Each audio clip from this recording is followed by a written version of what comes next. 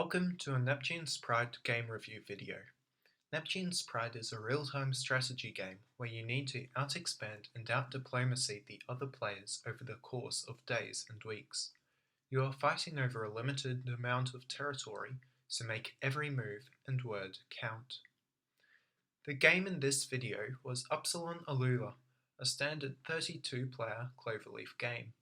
It was played with standard settings, with the exceptions being a 20-hour cycle and the scanning technology starting on level 3. I played as Orange Hexagon and started in the galactic northwest. I had a nice amount of territory with 2 checkpoints restricting entry, so I was nicely protected. I started off by contacting my 3 immediate neighbours, Pink Square, Purple Square and Purple Hexagon, but by the end of the first cycle, Green Triangle and I were planning a joint operation on our common neighbours. Come the second cycle, and I was at the top of the leaderboard with a nice area to call my own. The only problem was that I had limited expansion opportunities. Both Purple and Pink Square were too strong for me to take down on my own, so I set about trying to cause them to fight each other, with little success. By the start of the 4th cycle, I had given up on trying to cause a war and moved in on Pink Square, leaving Purple Square and Hexagon for my ally, the Green Triangle. I managed to capture the choke point, but made little gains.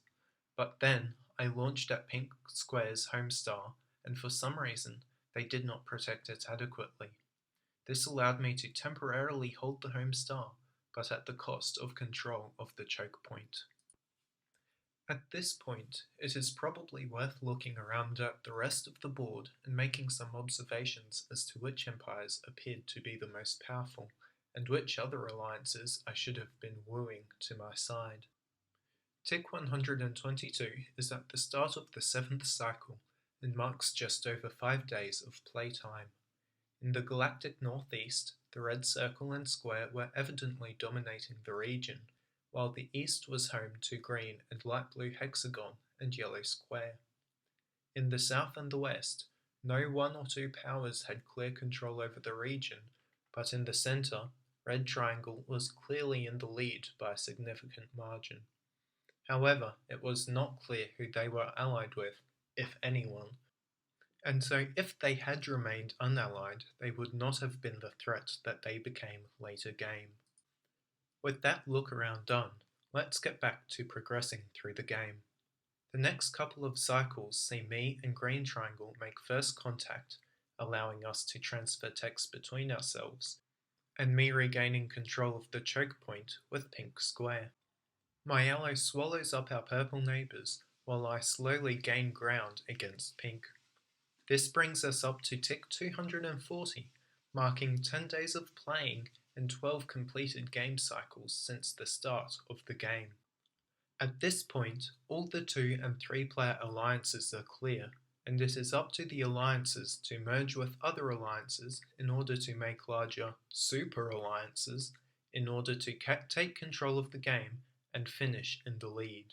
The alliances were as follows: Green Triangle and me, Red Circle and Red Square in the galactic northeast, Green Hexagon allied with both Red Triangle and Light Blue Hexagon, Blue Circle, Pink Hexagon, Purple Triangle, Red Hexagon as a quad alliance.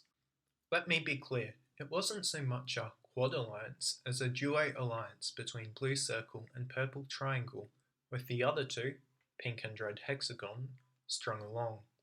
But now we are at the point where everyone wants to get in on the Centre Alliance, either that or ally everyone against the Centre Alliance, and so the stage is set for the rest of the game.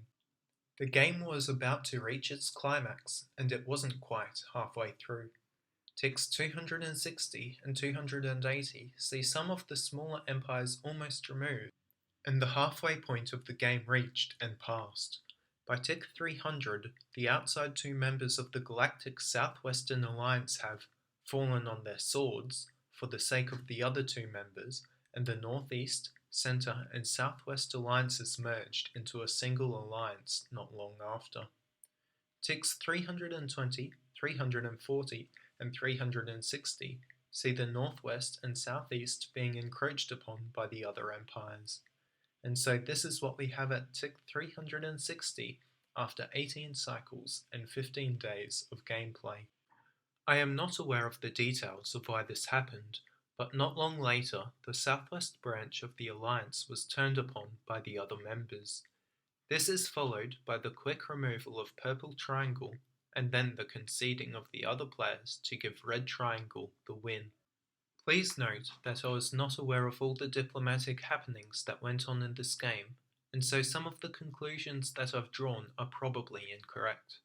If you have a different interpretation, then please let me know either in the comments of this video or on the Neptune's Pride Discord server, link in the description.